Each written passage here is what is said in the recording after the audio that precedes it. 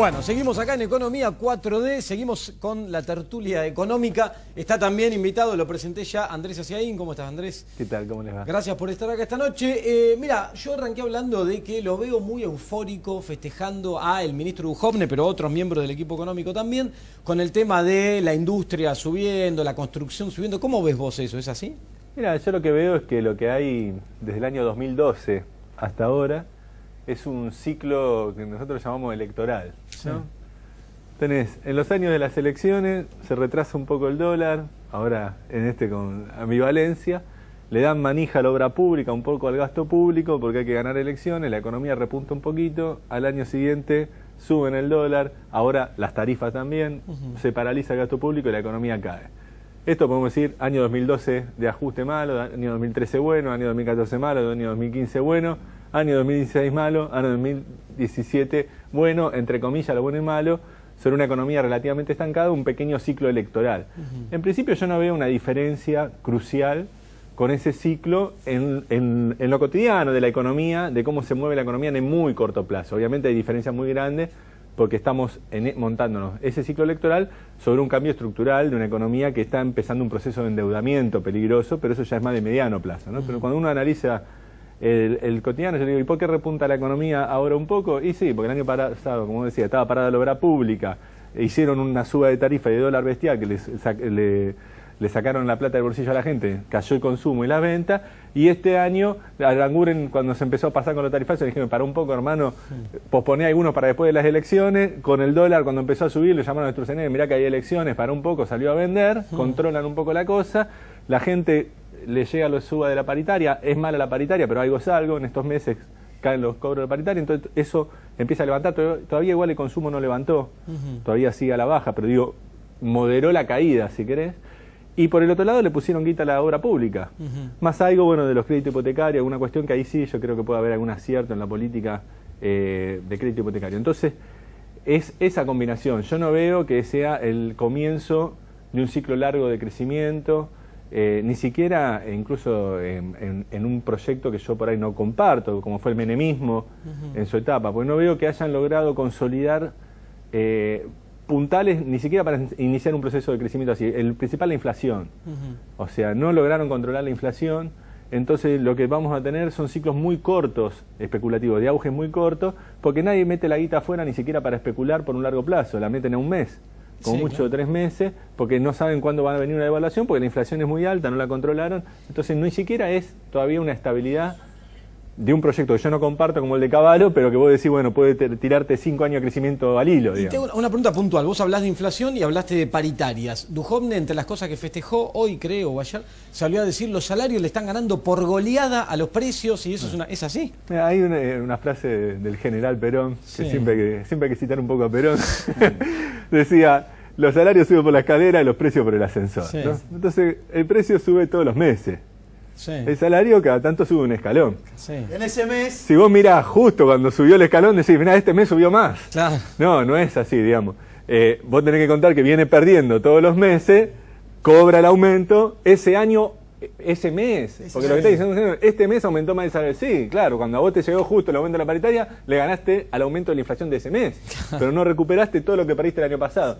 Nosotros hicimos una cuenta que es ver la diferencia cada mes entre el salario que viene ahí pedaleando la escalera y el ascensor que va en tiempo continuo. Nos da que en el gobierno de Macri prácticamente perdieron un sueldo los trabajadores. O sea, cuando vos ves, contabilizando los aumentos actuales de paritaria, o sea, con todos los aumentos, todo, pero cuando vos ves cuánto perdieron los meses y cuánto recuperaron efectivamente con esos saltos, lo real es que le sacaron un sueldo. Si querés, le manotearon el aguinaldo. Claro, ¿no? Del año pasado. Los dos medio aguinaldos se los manotearon, al jubilado, al trabajador y en casi todos los gremios. En algunos gremios un poquito menos, algunos gremios un poco más, hay algunos gremios que casi lograron empatar, pero en promedio, uno puede decir, le manotearon un salario mensual o le sacaron el aguinaldo. Pero la trampa también está en que el dato de la paritaria es un dato anualizado, que además se paga en cuotas, y lo comparan con la inflación acumulada hasta ahora, que todavía no es la total, y se olvidan de lo que se perdió el año pasado, que más o menos hay que estimarlo en un 30%. Entonces, por eso digo, son análisis sesgados de cómo se analiza la política. Bien, pasamos a la otra parte del estudio, porque así de la macroeconomía a la micro, que la conoce un trabajador, un representante de los trabajadores rurales. Quiero aclararle a todos ustedes, hubo una división de UATRE con Sindicato de Trabajadores Rurales. El caso de Carlos Santifo Aguirre representa a 18.000 trabajadores, ¿no es cierto? 18.000 trabajadores. Bueno, pero yo quiero saber, más allá de las estadísticas de los trabajadores, tu visión de las economías regionales, el bananazo y lo que está pasando en el mercado central. Bueno, el bananazo, el manzanazo también, que fue hace poco también, está correspondiendo a una falta de interés del gobierno en invertir en los productores, en darle digamos, una capacitación en serio a los productores, en haber desarmado el INTA, porque el INTA se encuentra desarmado. El caso de bananazo, ¿pasa solo por ahí? Porque se dice No, que el 70% no pasa solo por ahí. de... Pasa por la política de importación que están teniendo, que están importando productos que se producen en el país, alimenticios. Pasa también por la desidia de los funcionarios con respecto a toda la economía, porque no solo es el valor, el poder adquisitivo de la gente, sino también el poder de producir para el país del productor. Tampoco le interesa nada. O sea, hoy la gente está abandonada en ese sentido. Otro tema, mercado central. ¿Qué es lo que pasa? Parece que el supermercadismo se quiere quedar con el mercado central. Mirá, esto empieza de arriba para abajo. Tenés al secretario de Comercio, que es el sobrino del dueño de la Anónima. Sí. Representante de los intereses de los supermercados. Tenés en el mercado central enquistado un CEO de Carrefour, de gerente general. El director es Fabri, con nombre y apellido. El CEO de Carrefour. El CEO de Carrefour. Y tenés un mercado central que lo quieren desarmar para que queden en manos de los supermercados. Así, de frente el productor tiene que negociar con los supermercados, que vos sabés que los grandes supermercados son leoninos en la negociación. En el medio están los productores y vendedores del mercado central, que gracias a Dios se están uniendo para enfrentar esto. Y ¿Tienen la fuerza para bancarse a los grandes supermercadistas? Mirá, hace 33 años que están en el mercado central. Estos grupos, discúlpame, estos grupos vienen por todo. En el supermercadismo, vienen por todo. Vienen por todo. Supermercados. Bueno, eso con la difusión, la ayuda de la gente, la ayuda de los nuevos legisladores, yo creo que asuman después de octubre, creo que se va a poder parar un poco. Pero la realidad es que ellos vienen por todo, vienen Mercado por un central, proyecto. Vemos imágenes de la fruta. Mercado central. Bajó un montón la venta, todo. ¿Bajó la venta? Sí, ¿Cuánto? sí. Y más o menos calcula entre un 50 y un 60%. Qué dato, ¿eh? Sí, el otro día estuve recorriendo ferias en la provincia de Buenos Aires de fruta, verdura, y me decían lo mismo, cayó muchísimo. Cayó la venta muchísimo. Y encima los productos importados, la papa, el tomate, la banana, y encima la falta de inversión del gobierno para nuevas técnicas para poder cosechar, para poder sembrar. Entonces tenés un producto de más calidad fuera que acá en el país. Entonces se produce que el productor ya no tiene dónde vender. Y me decían, cambió mucho el comportamiento del consumidor, que antes venía y te decía, dame un kilo de banana, un kilo de manzana, te dice, dame olvídate, una manzana, no existe una, eso, dos no naranjas. existe eso. Ni siquiera en el mercado minorista, que antes veías la gente que venía los sábados y domingos del mercado central, ¿no? Llenaba el mercado minorista, hoy son muy pocos, y el aumento que hicieron de los impuestos, los canon, los servicios del mercado central, que es tan grande, pero no solo por el aumento que hubo afuera, sino ellos le agregaron que ya los productores no pueden bancar el puesto. O sea, ¿entendés? pasamos yo me acuerdo, en el gobierno anterior había una idea de acercar el mercado central a la gente. Ahora pasamos el mercado al revés, central a que los se hizo supermercados como un fin tomen social. El mercado central se hizo como un fin social para mantener los precios del conurbano y de Cava. También sirve como referencia. Y como cuando referencia. La referencia, cuando no exista más el mercado central, o se quedan en el supermercadista, pone precio en todo. O sea, el proyecto de ellos es hacer un mercado utópico como el de Barcelona. Ahora quieren empezar a acercar todo el mercado, la parte mayorista, con un paredón, como hicieron con las plazas, que la enrejaron, pero con un paredón, y separarlo del minorista. Bueno, vamos a pasar con Gabriel Solano. A ver, el tema de los trabajadores, PepsiCo, y de alguna manera cómo se dividió la sociedad con respecto a quienes apoyan a aquellos trabajadores de PepsiCo que están pidiendo por la reincorporación de su puesto de trabajo, ¿no? Yo creo que fue un tema que, como bien dividió. Si hubiese sido una fábrica que cerró, tantas veces cerraron fábrica, no había tanto debate al respecto. Creo que tal vez tiene que ver con lo siguiente: está la certeza que cierra una fábrica en un cuadro que cierra muchas fábricas, que quien pierde un trabajo no lo va a conseguir, que es una fábrica que cierra como parte de una maniobra, porque PepsiCo no está quebrada. PepsiCo cierra la fábrica para trasladarla a Mar del Plata, algunos dicen que a Brasil incluso, con el propósito de que los trabajadores actuales sean reemplazados por trabajadores precarizados. Es decir, con otro convenio colectivo de trabajo, con otras condiciones salariales. Recién hablábamos de las estadísticas que Duhovne habla tanto, una de las que se jacta que creció el empleo. Es falso, como uno ve el desagregado, que comentaba Agustín, creció el monotributismo y cayó el empleo industrial. Lo cual te habla que la estructura del empleo se va precarizando, porque uno sabe que el que es monotributista tiene un salario menor, no tiene condiciones de trabajo, es decir, todo no tiene un convenio colectivo. Por lo tanto, lo de PepsiCo ha tocado un nervio fundamental en la sociedad en momentos que el gobierno quiere ir más a fondo, porque se está discutiendo una reforma laboral. ¿Vamos con Cresta Roja también? Bueno, y Cresta Roja ni siquiera. Quiero recordarle a todos ustedes que cuando el presidente de la Nación vetó, ¿sí?, el tema de que no se despidan los trabajadores, la emergencia laboral, si la queremos llamar así, fue en Cresta Roja, ¿sí? Claro. Con los trabajadores atrás. Y esos trabajadores hoy no tienen laburo. Cuando Cresta Roja empezó todo esto, tenía casi 2.000 trabajadores. E indirectamente hasta 5.000 llegaba. Sí. Después estaban trabajando 200, 300. Y ahora siguen despidiendo. Y él lo puso como modelo, dijo, hay que hacer como Cresta Roja. Y para que los trabajadores de Cresta Roja no sean despedidos, se le pidió que renuncie a su convenio colectivo de trabajo, que tenga menores salarios. Es decir, fue un chantaje. A vos te dicen, si vos querés mantener tu puesto de trabajo, tenés que aceptar perder el convenio, perder el salario, y después lo perdieron igual, demostrando que no existe eso que uno mantiene el laburo cediendo derechos. Vos cedés derechos y después terminás cediendo tu trabajo. Y yo quería tocar lo de Brasil, que me parece importante, porque esta campaña, para que sea interesante para el pueblo. ¿La reforma laboral? Lógico, porque pasa lo siguiente. Hay una campaña electoral. La campaña parece que transcurre, Cristina no habla. Dijo, Temer zafó, Zafó con el apoyo de Macri, que se preocupa mucho por la democracia en Venezuela, pero la democracia en Brasil no habla. Porque son ladrones a ojos vista, y sin embargo el Congreso de ladrones de Brasil, perdón, un presidente que está involucrado en corrupciones enormes, todos los que votaron tenían causas de corrupción. Lógico, están votando para las investigaciones. Es un gobierno golpista que quiere ahora sancionar a un país. Nosotros no somos partidarios del gobierno de Maduro, lo que iba a decir claramente, pero no le damos a Temer, que es un gobierno golpista, la capacidad de sancionar a otro país. ¿Con qué autoridad política o moral lo puede hacer Brasil? Y quieren hacer una reforma laboral igual acá que la de Brasil, igual.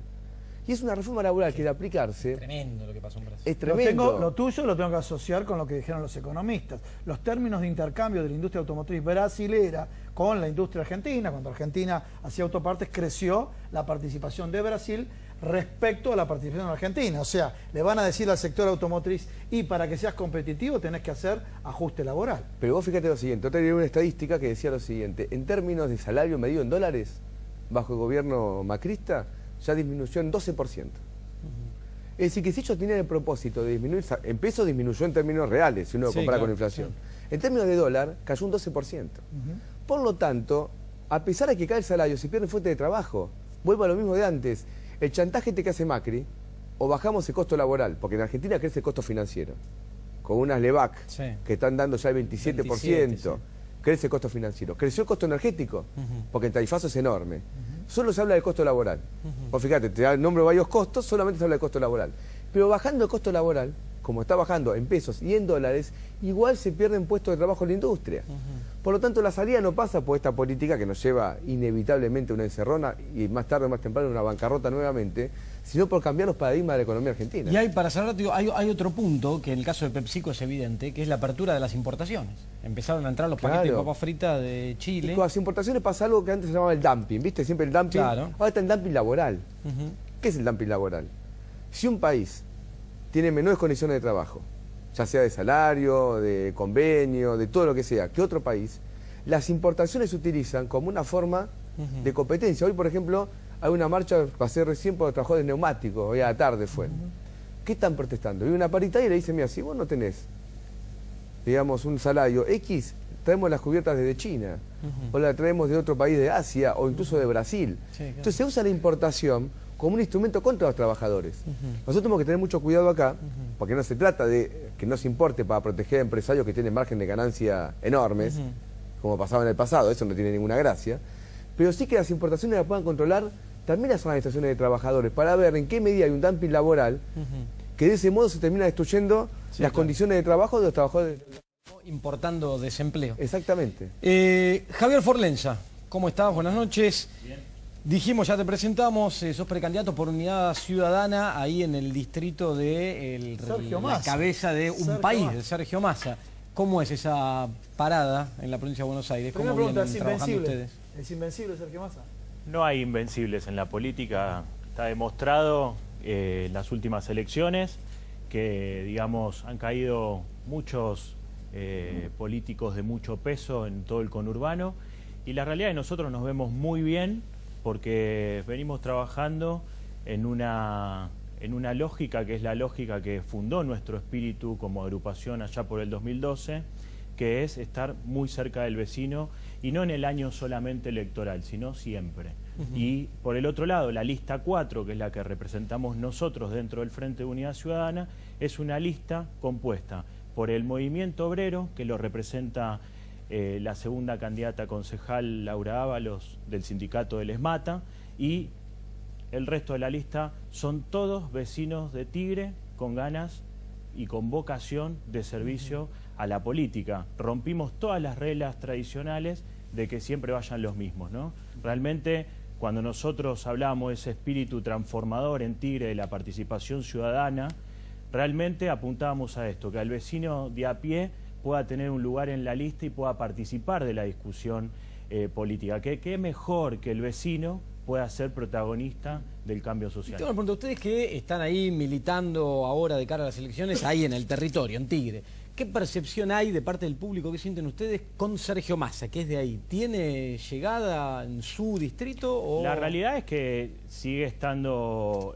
por encima de los números del resto de las fuerzas políticas, pero como bien hablábamos detrás de cámara, hoy está cayendo su figura. En Tigre, Massa está midiendo 35 puntos.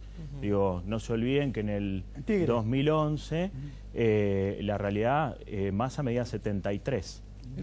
¿No? O sea, hay una caída de la figura. Otra pregunta, este programa que se ve en todo el país, desde ya agradecemos a la gente de Tucumán, de Formosa, de Chaco, de Misiones, de Santa Cruz, realmente de todos lados que nos mandan mensajes, pero en Tigre, ¿hay una dispersión entre ricos y pobres o son todos barrios privados? Contanos un poco. Es uno de los municipios del país con mayor desigualdad social, Tigre.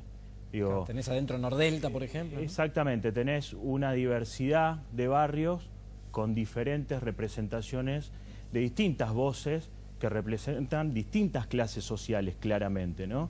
Y realmente en el Tigre profundo se ve claramente la crisis que todos los expositores de este programa han mencionado con anterioridad. Digo, se ve una recesión en la economía que sin duda siempre golpea a aquellos que menos tienen, ¿no? Está claro que hoy este gobierno nacional no tiene política de producción y empleo. Bien, pasamos con Federico González. Ya las PASO, como dijo Agustín, están acá, en la puerta. ¿Consideras que va a haber un cambio de estrategia, por un lado por los políticos de las PASO hasta octubre y por el lado de la población en función de los números? Empiezo por lo segundo. Yo creo que sí, por supuesto dependiendo de cuál sea el resultado. A mí me parece que Cristina es probable que con estos números gane las PASO, pero me parece que hay un gran partido ciudadano de mucho volumen que es anticristinista, y es probable que de alguna manera pispeen cuál es el que tiene más chance y se vuelquen por voto útil a ese candidato, y ahí me parece que Cristina la tendría complicada. ¿Ah, sí? Yo creo que eso, no digo que vaya a suceder, pero podría suceder. Entonces también depende de cómo sean las diferencias entre el primero y el segundo, y entre el segundo y el tercero en las PASO. Así que bueno, sí, probablemente sí. Y respecto de la corrección del rumbo, yo eso soy más escéptico, porque a mí la experiencia me indica que el cambio, no hablo del cambio de Cambiemos, el cambio de las personas es lo menos frecuente, y los políticos no son la excepción. Entonces, quizás diseñen una estrategia que es totalmente distinta, sobre todo los que les fue mal, pero a los 2 días de implementarla vuelven a cometer los mismos errores de siempre. Y yo creo que las campañas se ganan más por quien comete menos errores y quien genera mayores aciertos. Yo, para cerrar, cortita, a los economistas. Andrés, este año, ¿ves que la economía termina creciendo y la inflación cerca de la meta del Banco Central o bastante por encima? No, la de la meta es fácil, que bastante por encima. Pensá que a julio, con una inflación del 2%, ya va a haber un acumulado del 14%. El gobierno dijo 17%, falta medio año, hermano. O sea, sí, con solo duplicar la cifra estamos en un 28%. ¿Te parece? Le dejamos por el tiempo. Después me da la mitad de la respuesta, Julio. ¿Puede ser? Dale, la otra mitad de la respuesta, Julio, tenemos que cerrar. El crecimiento. Sí. Va a haber crecimiento de la economía. A ver, siempre que llovió paró. Sí. Pero eso no va a cambiar en la percepción de la sociedad, y mucho menos de los sectores de menores ingresos. La clave en el marco del capitalismo para que haya crecimiento tiene que haber inversión. No hay inversión de la burguesía local. No hay una inversión productiva del Estado por definición ideológica del gobierno.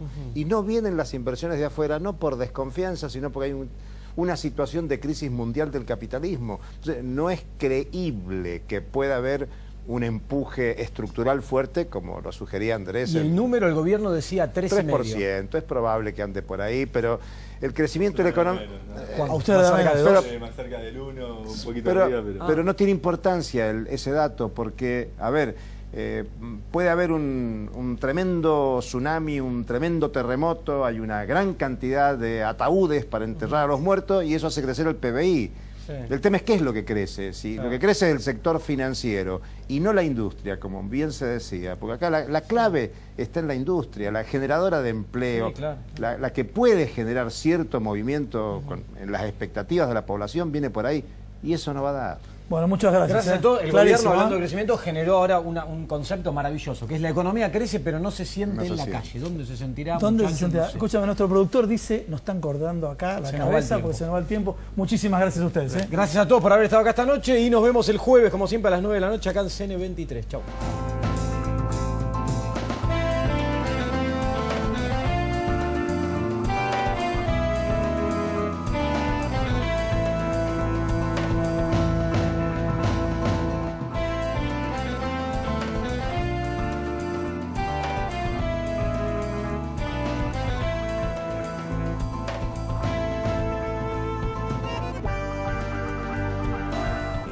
Trabajadores Lecheros de Argentina promueve la educación, la salud, la cultura y el deporte.